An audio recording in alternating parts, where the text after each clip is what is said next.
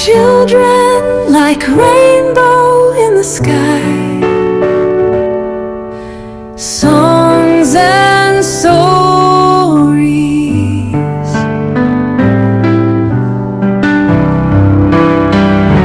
கருணையுள்ள சிங்கமும் சிறிய எலியும்.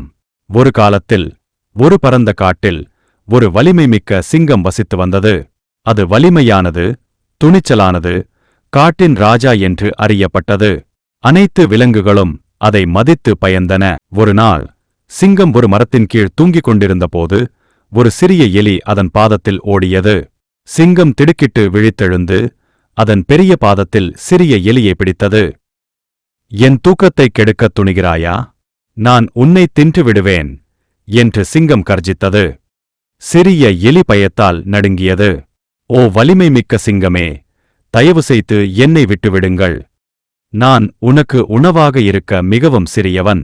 நீ என்னை விடுவித்தால் ஒரு நாள் உனக்கு உதவுவேன் என்று நான் உறுதியளிக்கிறேன். சிங்கம் சிரித்தது. நீயா எனக்கு உதவுவது? அது வேடிக்கையாந்து. ஆனால் நீ மிகவும் சிறியவள், பாதிப்பில்லாதவள் என்பதால் நான் உன்னை விடுவிப்பேன்டோட்.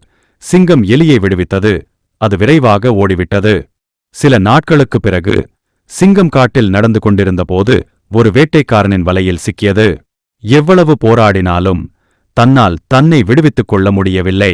அவனது பலத்த கர்ஜனைகளால் காடு நடுங்கியது. ஆனால் யாரும் அவனுக்கு உதவத் துணியவில்லை.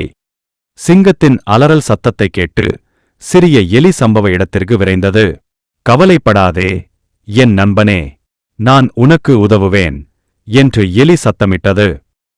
தனது சிறிய கூர்மையான பற்களால் எலி கயிறுகளை கடித்தது.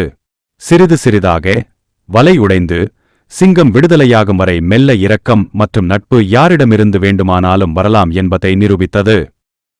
கதையின் நீதி: எப்போதும் மற்றவர்களிடம் கருணை காட்டுங்கள்.